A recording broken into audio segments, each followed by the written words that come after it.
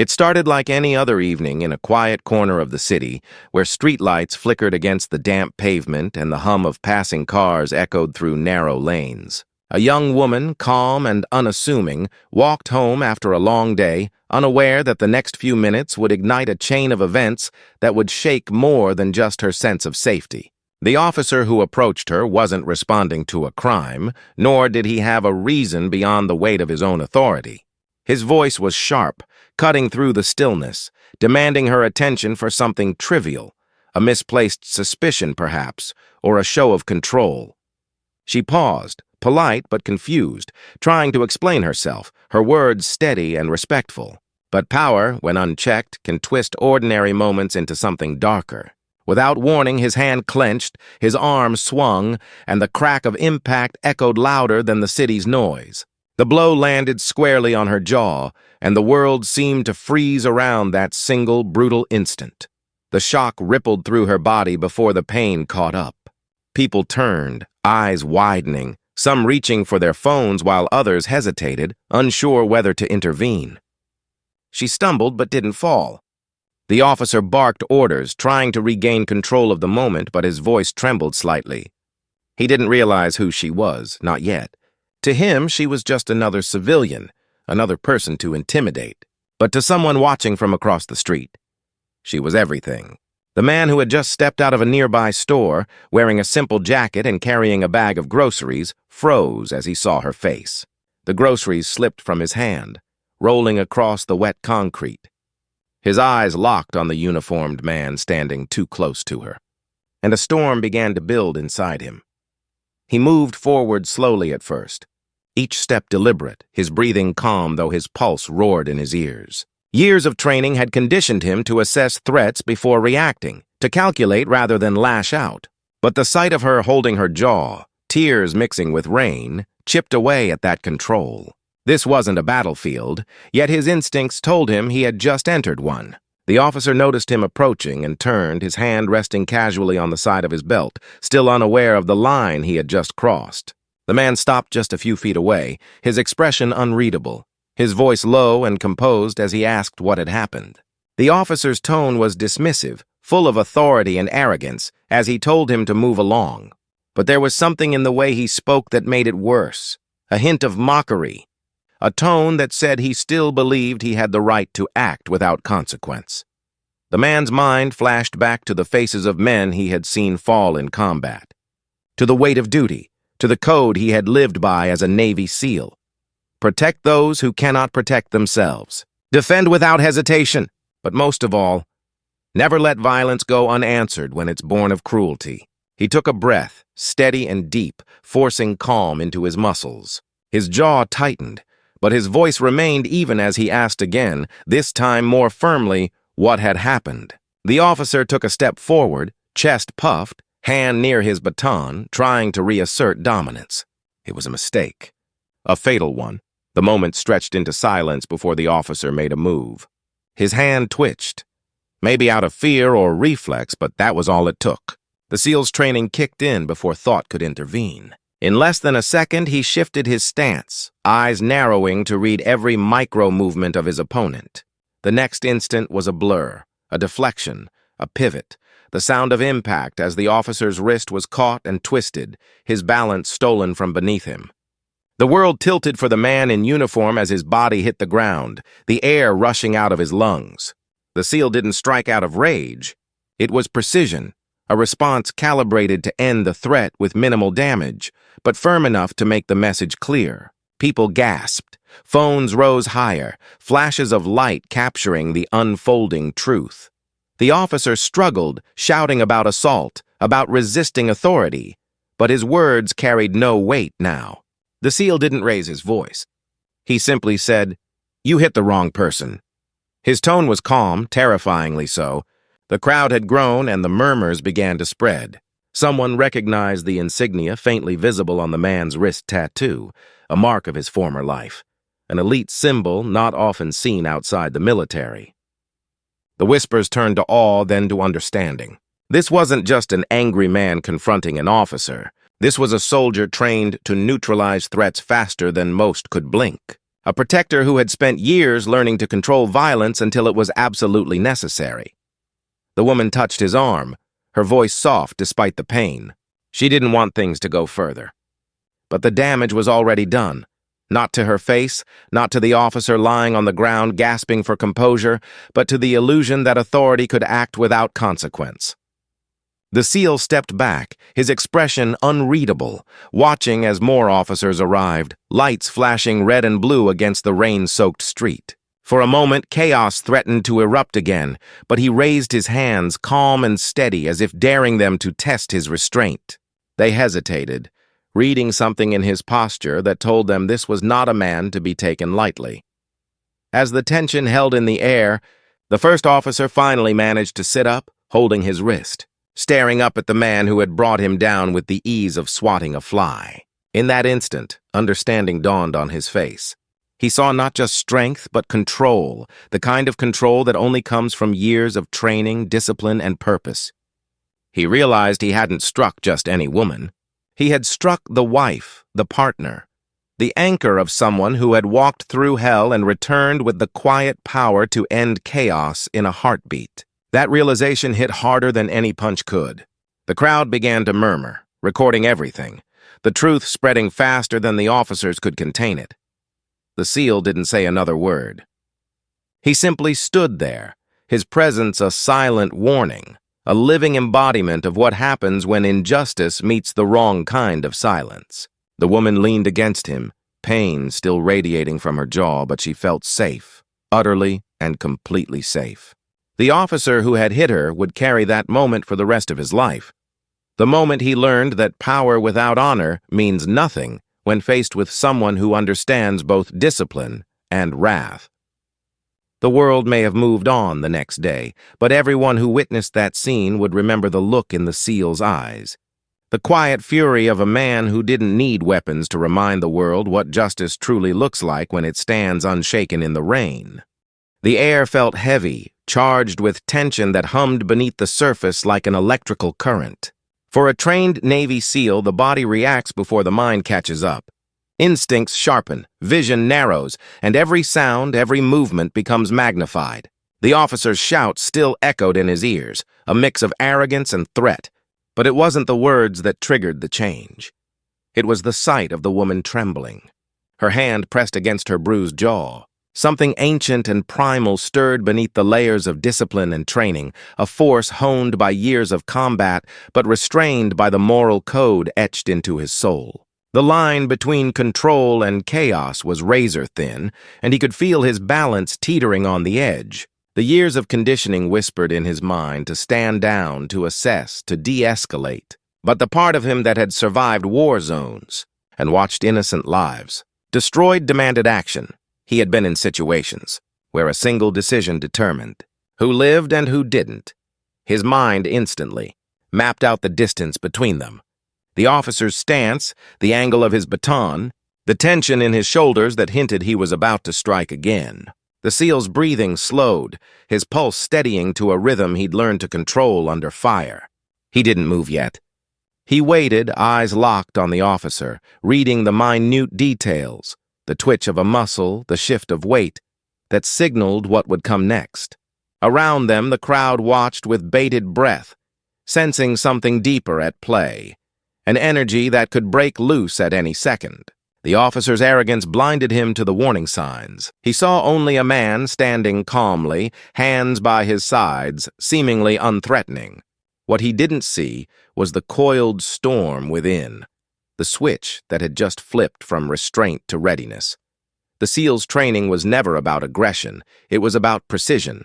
Every move, every reaction, calculated to neutralize rather than destroy. Yet in that moment, his control felt like a fragile thread stretched between duty and emotion. He knew the rules, understood the cost of crossing certain lines, but the image of that strike, of her recoiling from the blow, played over and over in his head, fueling something that burned hotter than reason. His body shifted almost imperceptibly, his feet aligning, weight balanced, his muscles remembering what to do before he consciously decided it. He heard the officer's voice rise, felt him stepping closer, his tone now dripping with misplaced dominance. The SEAL's gaze didn't waver. His silence was louder than any threat could be, and then the officer made the move that changed everything. It wasn't a full attack, just a lunge, a hand reaching for his shoulder to shove him back. But to someone trained to survive ambushes and close-quarter fights, that motion was enough. Time slowed, his body reacting on instinct alone.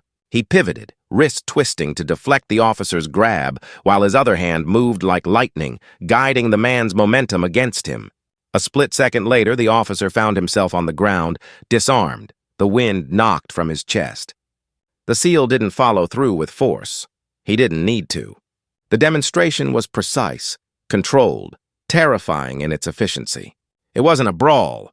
It was a lesson written in movement and silence. The crowd erupted in gasps and shouts. Some shouted warnings, others cheered, unable to look away from the spectacle of power and restraint unfolding before them.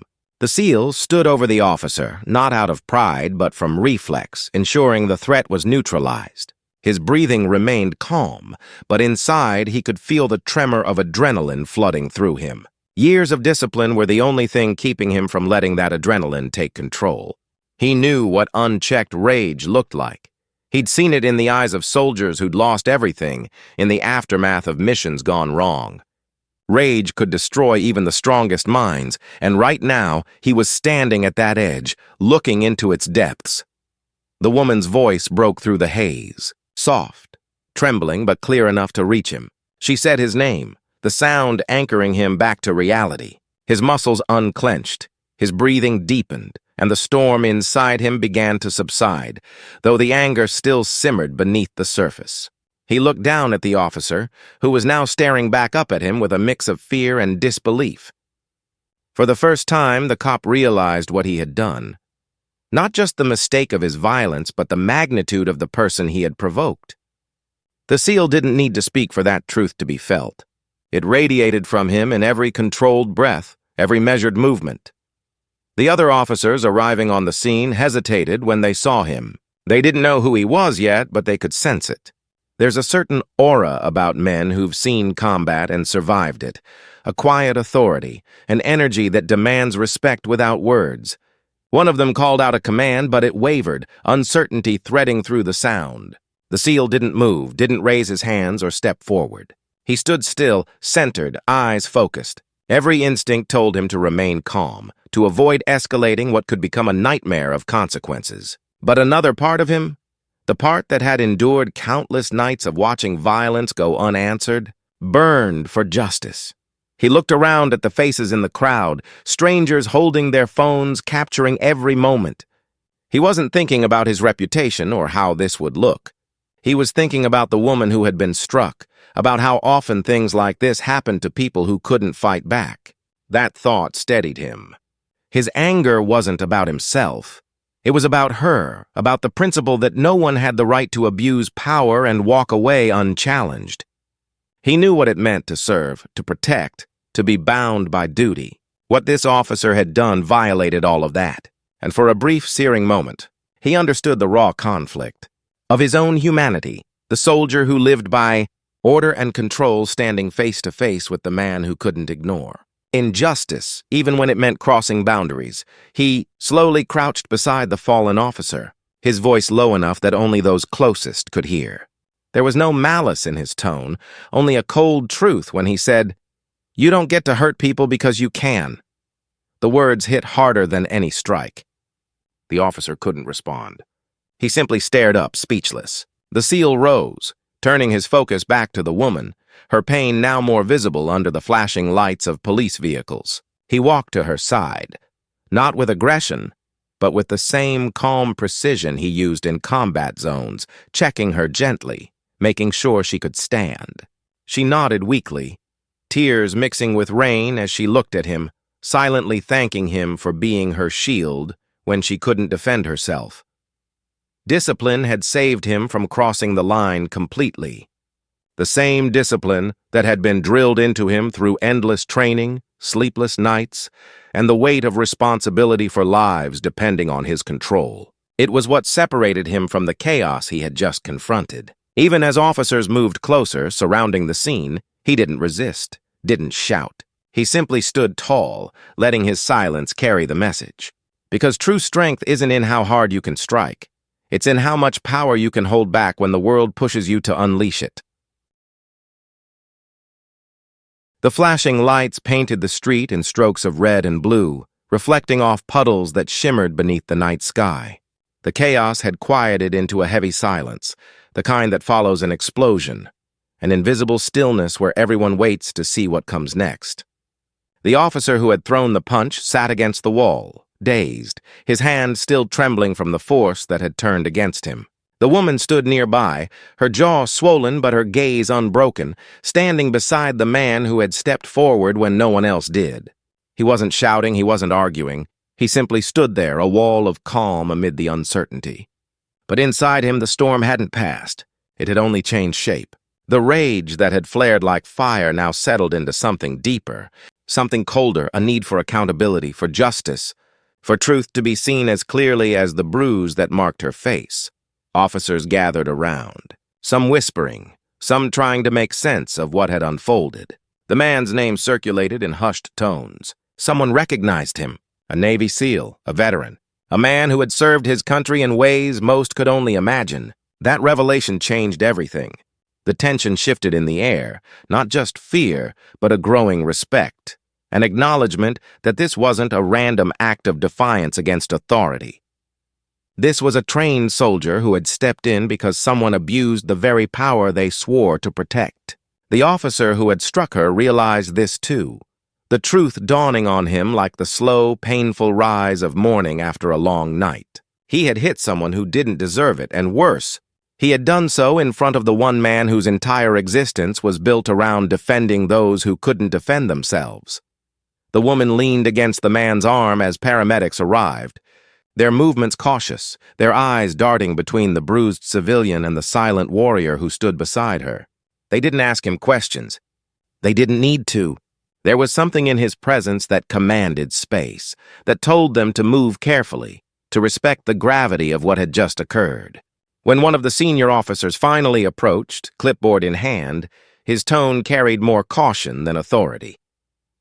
He asked for a statement, but the SEAL didn't speak right away. He looked at the man who had struck her, who now avoided his gaze, staring at the ground as if the answers were written there. The silence stretched until the officer beside the clipboard cleared his throat, repeating the question. Only then did the SEAL respond, slowly, clearly, every word deliberate, as if carved from stone. He described the events without embellishment, without emotion, just facts. But the weight of his tone made those facts impossible to ignore. When he was done, he didn't wait for approval or permission. He simply asked, "Is she going to be okay?" The medic nodded, assuring him it was mostly swelling and shock. He gave a short nod, his focus fixed on her as if the rest of the world no longer mattered. But around them it did matter, because the bystanders, the cameras, the recordings, all of it had turned this moment into something larger than just a street confrontation. It had become a mirror reflecting a truth that society often tried to turn away from. Abuse of power wasn't new. Injustice wasn't rare. But the presence of a Navy SEAL, someone who had worn the nation's uniform and understood sacrifice on a level few could, changed the narrative entirely. The news would later twist it, as it always did, into debates and opinions. But those who were there that night saw something different. They saw what happened when trained discipline met moral outrage, when strength was used not to dominate but to defend. The SEAL didn't need to make speeches or threats. His silence carried the weight of judgment more powerful than any courtroom. The officer who struck her knew he would face consequences. But the deeper punishment wasn't in the legal repercussions. It was in knowing that his actions had exposed the rot beneath his badge, and that the man who had stopped him had done so not out of vengeance, but out of principle. In the days that followed, whispers turned into headlines, and headlines turned into arguments. The footage spread across the internet like wildfire, thousands of voices arguing about who was right, who was wrong, what the law said, and what morality demanded. But for the SEAL, none of that mattered. He hadn't done what he did for cameras or applause. He did it because it was who he was. Years of training had taught him how to fight, but life had taught him when to fight. There's a difference between violence and justice, and that night had blurred the line for everyone watching. For him, though, it was crystal clear. He remembered the missions where he'd stood between chaos and order, between innocence and danger, and how each decision had carried the weight of lives. That night wasn't a battlefield, but the feeling was the same. The need to act when others froze, the instinct to protect when authority failed. He hadn't lost control as many claimed. Control was the very thing that defined him. Every movement, every word, every silence afterward was measured. But even with his restraint, he knew that something inside him had shifted. Seeing someone he loved harmed in such a senseless way had reminded him that no amount of training could ever truly prepare you for that kind of pain. The officer who hit her eventually faced suspension, investigation, and public scrutiny. Yet for the SEAL, there was no satisfaction in that. Justice wasn't about revenge. It was about balance, about restoring what had been broken. He watched from a distance as the story unfolded, declining interviews and attention. What mattered to him was that she was healing, that she could smile again without fear. But the lesson lingered, not just for them, but for everyone who had witnessed it. It became a reminder that power means nothing without integrity, that a badge or uniform only holds value when worn with honor. In quiet moments, he thought about how close he'd come to losing control, how thin the line had been between defense and destruction. That realization humbled him. He wasn't proud of what happened, but he didn't regret it either. Because sometimes silence isn't enough. Sometimes calm doesn't stop cruelty, and sometimes the only language that injustice understands is action. But what defined him wasn't that he fought. It was that he stopped himself from going further than he needed to. That was the true measure of his strength. For the officer, the memory of that night became a ghost that followed him everywhere. The look in the SEAL's eyes, the quiet authority of a man who didn't need violence to prove his point. For the woman, it became a story of resilience, of how pain could spark courage in the hearts of others. And for the SEAL, it was a reminder that the battles worth fighting aren't always fought on foreign soil. Sometimes they happen on ordinary streets, under flickering lights, when the world expects silence but one person chooses to stand. In that moment, justice wasn't delivered through the system. It was embodied in the stance of a man who showed what real strength looks like when it refuses to back down from what's right.